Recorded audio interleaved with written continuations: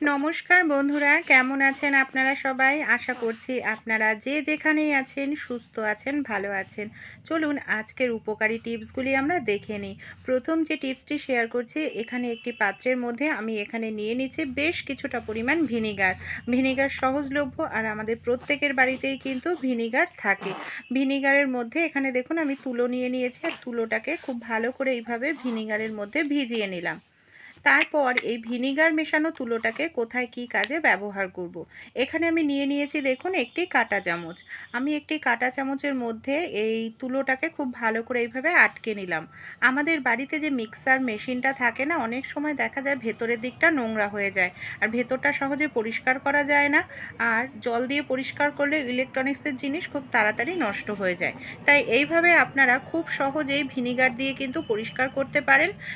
তাই ভিনিগার কিন্তু দেবেন অল্প, অতিরিক্ত ভিনিগার দেবেন না, যাতে তুলোটা একটু ভিজে যায় সেই হিসাবে। এইভাবে একটু ডললেই দেখবেন কত সুন্দর আপনাদের মিক্সারের যে মেশিনটার ভেতরের কাটার দিকটা, এই জায়গাটা আমরা পরিষ্কার করতে পারি না, সেই জায়গাটা সুন্দরভাবে পরিষ্কার হয়ে যাবে। ভালো লাগলে টিপসটি অবশ্যই ট্রাই করবেন। আমি কিন্তু মাঝে মাঝেই ট্রাই করি, তাই একদম পরিষ্কার রয়েছে আমার মিক্সার জার। আমাদের বাড়িতে যে এই ধরনের চুলের ক্লিপ থাকে, কম বেশি প্রত্যেকের বাড়িতেই থাকে, ভেঙে যায়, আমরা কোনো কাজেই ব্যবহার করি না। তাই এই ধরনের চুলের ক্লিপগুলো, যেটা একটা দুটো দাঁত ভেঙে গেছে, ফেলে না দিয়ে আমরা ইউজ করতে পারি। কোথায় কি কাজে দেখুন, এখানে আমি একটি তাওয়ালে নিয়ে নিয়েছি, তাওয়ালে বা কাপড় যেটা থাকে আপনাদের বাড়িতে নিয়ে নেবেন। তারপর আমি এখানে একটি ওয়াইপার নিয়ে নিয়েছি। দেখুন তাওয়ালের ওপরে আমি এইভাবে ওয়াইপারটাকে খুব ভালো করে সুন্দর করে বিছিয়ে নিচ্ছি, মানে মুড়িয়ে নিচ্ছি। ওয়াইপারটাকে খুব ভালো করে আমাদের এইভাবে মুড়িয়ে নিতে হবে। দেখুন তারপর কি করব, যে চুলের ক্লিপগুলো আছে, যেটা ভেঙে গেছে, একটা দুটো দাঁত ব্যবহার করি না, সেই চুলের ক্লিপ দুটোকে দুপাশে আমাদের এইভাবে লাগিয়ে নিতে হবে। দুপাশে এইভাবে আপনারা খুব টাইট করে একটু লাগিয়ে নিন। তাহলে কি হবে, যে কাপড়টা বা তাওয়ালেটা আমরা নিয়েছি সেটা খুলে পড়ে যাবে না। এবার দেখুন এটার সাহায্যে আমরা কিন্তু খুব সহজেই আমাদের ঘরটাকে মুছে নিতে পারি।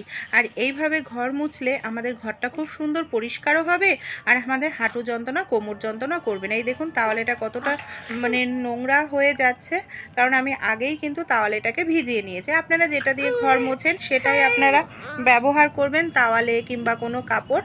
এতে আপনাদের হাঁটু যন্ত্রণা, কোমর যন্ত্রণার যে সমস্যা সেটা কিন্তু আর হবে না। আর অনেকটা টাকা খরচা করেও আপনাদের মপ কেনার প্রয়োজন পড়বে না। নোংরা হয়ে যাবে, এটাকে খুলে নিয়ে আপনারা আবার ধুয়ে নিতে পারবেন। ভালো লাগলে টিপসটি ট্রাই করে দেখবেন। পরবর্তী টিপসটি চলুন দেখে নিই।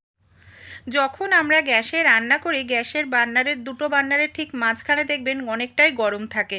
এই গরমটাকে আমরা কাজে লাগাতে পারি। কি কাজে? আমরা প্রত্যেকেই কিন্তু অনেক সময় অনেকটা পরিমাণ ডিম এনে ফ্রিজের মধ্যে রেখে দিই, আর দেখা যায় ডিমগুলো ফ্রিজের মধ্যে রাখলে একেবারে ঠান্ডা হয়ে যায়, আর সেই ডিমটা, ঠান্ডা ডিমটা কিন্তু আমরা সেদ্ধ বসাতে পারি না। দেখা যায় সেদ্ধ বসাতে গেলেই ডিমটা কিন্তু ফেটে যায়, আর ডিমের ভেতরের যে অংশটা সেটা কিন্তু বাইরে বের হয়ে আসে।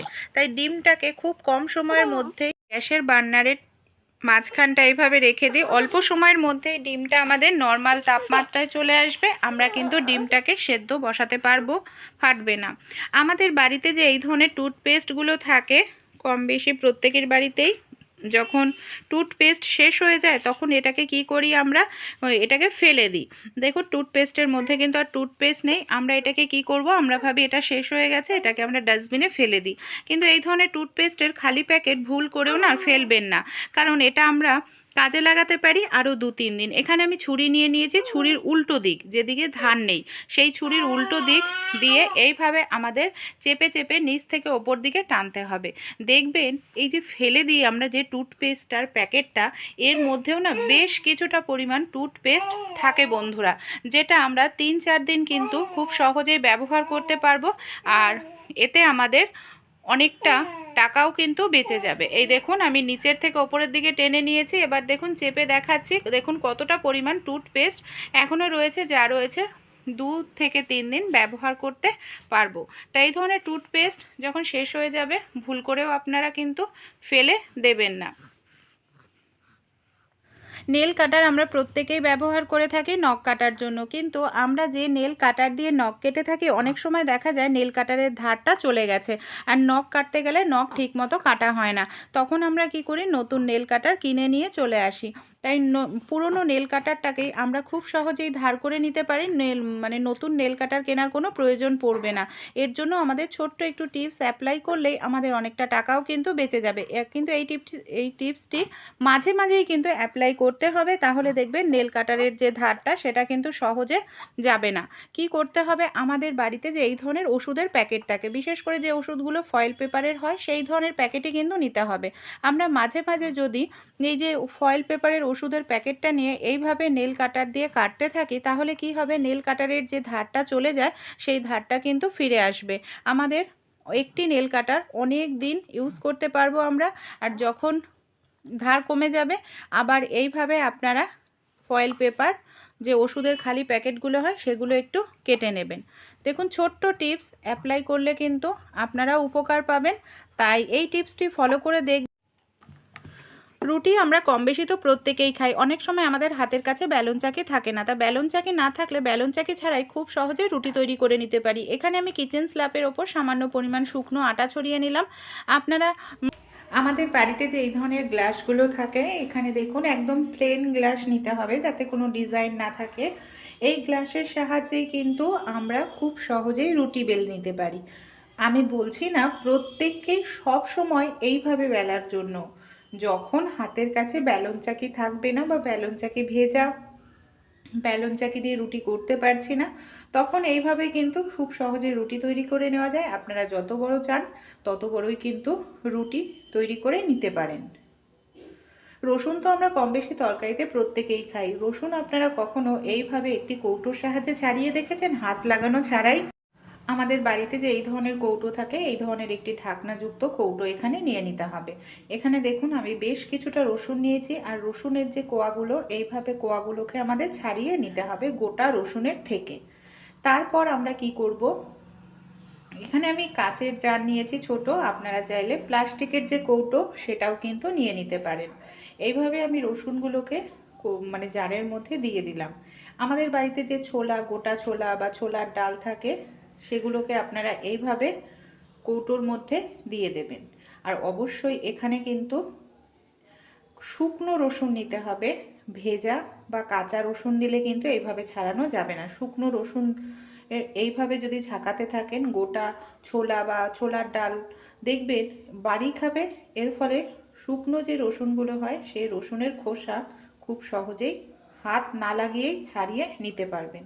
এই দেখুন আমি দেখাচ্ছি, একটু ফু দিচ্ছি, কত সহজেই খোসাগুলো উড়ে উড়ে যাচ্ছে, আর হাত লাগানোর কোনো রকম প্রয়োজন পড়লো না। এইভাবে কিন্তু খুব দ্রুত তাড়াতাড়ি আপনারা রসুনের খোসা হাত না লাগিয়েই ছাড়িয়ে নিতে পারেন। ভালো লাগলে টিপসটি অ্যাপ্লাই করতে পারেন। যখন আপনাদের অনেকটা পরিমাণ রসুনের খোসা ছাড়ানোর প্রয়োজন হবে, এই ছোট্ট টিপসটি ফলো করে দেখবেন। চলুন তাহলে পরবর্তী টিপসটি আমরা দেখে নিই। এই ধরনের কচু জাতীয় সবজি যখন আমরা কাটি, কচু শাক বলুন কিংবা তলার কচু বলুন, এই কচু জাতীয় সবজি আমাদের কাটতে গেলে আমাদের অনেকেরই না হাত চুলকাতে থাকে। কচুর রসে হাত লেগে গেলে হাত চুলকায়, এমনকি এই চুলকানোটা কমতেই চায় না। তাই কচু শাক বা কচু জাতীয় সবজি যখন আপনারা কাটবেন, হাতের মধ্যে সামান্য পরিমাণে একটু তেল এইভাবে মেখে নিন। খুব সুন্দর করে তেলটাকে দেখুন এইভাবে মেখে নিতে হবে।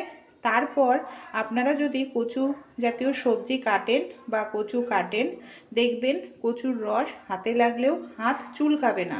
কারণ যেহেতু তেল লাগিয়ে নিয়েছেন, হাতে আপনাদের একটি তেলের লেয়ার থাকবে, যার কারণে খুব সহজেই কচু জাতীয় সবজি কেটে নেওয়া যায়।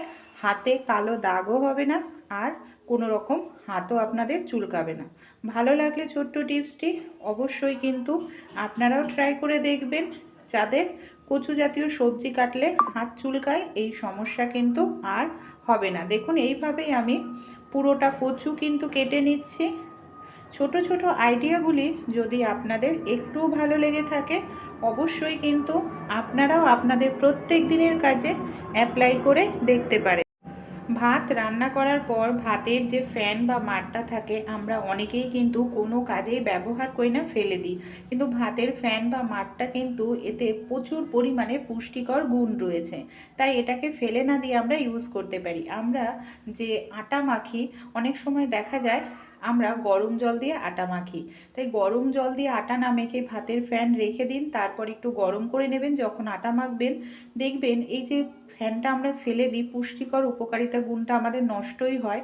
তাই এইভাবে ভাতের ফ্যানটাকে কাজে লাগাতে পারেন। এতে দেখবেন রুটির টেস্টও ভালো হবে, সেই সঙ্গে ফ্যানের যে উপকারিতা গুণ সেটাও কিন্তু আপনারা পেয়ে যাবেন। এখানে আমি ফ্যানটাকে একটু গরম করে নিয়েছিলাম, তারপর এইভাবে আটাটা মেখে নিয়েছি। গরম করে নিয়েছি এই কারণেই, গরম জল দিয়ে বা গরম কিছু দিয়ে আটা মাখলে আটাটা নরম হয় আর অনেকক্ষণ পর্যন্ত রুটি আমাদের নরম থাকে। তাই এইভাবে আমি দেখুন সুন্দর করে আটাটা মেখে নিলাম ভাতের ফ্যান দিয়ে। একদিন আপনারা ট্রাই করে দেখবেন, এতে কিন্তু রুটির টেস্টটাও খুব সুন্দর হয়। পরবর্তী টিপসটি চলুন তাহলে আমরা দেখে নিই। আমরা যখন ভাত রান্না করি, ভাতের হাঁড়ির ঢাকনাও দেখবেন খুব কিন্তু গরম হয়। তাই ভাতের হাঁড়ির গরম ঢাকনাটা আমরা কাজে লাগাতে পারি। কি কাজে লাগাতে পারি? যাতে আমাদের খরচাটাও কমবে, সময়টাও বেঁচে যাবে। দেখুন এখানে আমি ভাত রান্না করছি, ভাতটা কিন্তু পুরো এখনও হয়নি। যখন হালকা ফুটে ওঠে তখন ঢাকনাটা আমি এইভাবে বন্ধ করে দিচ্ছি। গ্যাসের ফ্লেমটাকে লো করে রাখতে হবে যাতে ফ্যানটা পড়ে না যায়। আমরা যে রুটি তৈরি করি না, অনেক সময় দেখা যায় রাতের বেলা আমাদের রুটি তৈরি করতে ইচ্ছা করে না, ভালো লাগে না, আবার রুটি সেঁকতেও ভালো লাগে না। তাই যখন ভাত রান্না করি তখনই আমরা যদি এইভাবে ভাতের হাঁড়ির ঢাকনার ওপর রুটিটাকে দিয়ে এপিট ওপিট করে নিই, হালকা জাস্ট একটু হালকা তাওয়াতে হবে। এতে আমাদের কিন্তু কোনো রকম গ্যাসও খরচ হবে না। এই দেখুন রুটিটাকে দিয়ে আমি একটু জাস্ট হালকা একটু তাওয়িয়ে নিচ্ছি। এটা অতিরিক্ত তাওয়ানোর প্রয়োজন পড়ে না। এইভাবে আমি আর একটা রুটি দিয়ে দিলাম। যতগুলো আপনারা রুটি করবেন দেখুন ভাতও হচ্ছে, সেই সঙ্গে আমার এখানে ঢাকনাটায় রুটিটাও তাওয়ানো হয়ে যাচ্ছে। এতে কিন্তু গ্যাসের খরচাটা আমাদের কম হবে। যতগুলো প্রয়োজন সবগুলো রুটিই কিন্তু আমি এইভাবে তাওয়িয়ে নেব। তাহলে কি হবে, রাত্রিবেলায় আমাদের আর এক্সট্রা সময় করে রুটি তাওয়ানোর প্রয়োজন পড়বে না। দেখুন সবগুলো রুটি আমি এখানে তাওয়িয়ে নিয়েছি। এবার কি করতে হবে, ধরুন আপনারা এই রুটিটা কিন্তু 2 দিন পর্যন্ত রাখা যাবে ফ্রিজে। অবশ্যই কিন্তু ফয়েল পেপারে রাখতে হবে, প্লাস্টিকের কোনো জিনিস ব্যবহার করবেন না। ফয়েল পেপারের মধ্যে আপনারা রুটিটাকে খুব সুন্দর করে মুড়িয়ে নিন, তারপর কোনো টিফিন কারির মধ্যে আপনারা ভরে রাখতে পারেন। এখানে আমি ফয়েল পেপারের মধ্যে রুটিটাকে এইভাবে মুড়িয়ে ফ্রিজের মধ্যে রেখে দেব। যখন আমাদের রুটিটা করার প্রয়োজন তখন আমরা বের করে কিন্তু করতে পারবো। আর এটাকে 2 দিন পর্যন্ত আপনারা রাখলেও আমি গ্যারান্টি দিয়ে বলছি এটা নষ্ট হবে না, কিচ্ছু হয় না, একেবারে ভালো ফ্রেশ থাকে। আমি 2 দিন পর রুটিটাকে বের করে দেখাচ্ছি যে রুটিটা আমরা ঢুকিয়েছিলাম সেটা কতটা সুন্দর ভালো রয়েছে। আর এইভাবে আপনারা একবার রুটি তৈরি করে দেখুন, এতেও কিন্তু আপনাদের সময় বাঁচবে, এমনকি খুব সুন্দর ফুলকো ফুলকো রুটি তৈরি হয়ে যাবে।